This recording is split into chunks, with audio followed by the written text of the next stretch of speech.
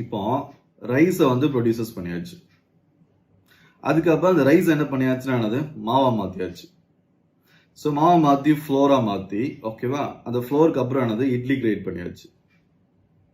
So ரைஸை produces பண்ணும்போது என்ன ஆச்சுன்னா 1000 rupees ஃபார் எக்ஸாம்பிள் சும்மா. ஸோ ஃப்ளோராக மாற்றினதுக்கு அப்புறமா அது ஒரு 1500 ரூபாய்க்கு போச்சு.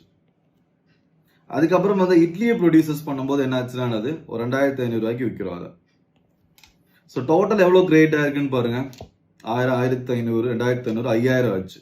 ஆக்சுவலாக 5000 ரூபாய்க்கு என்ன ஆகலை, ப்ரொடக்ஷன் கிரியேட் ஆகலை.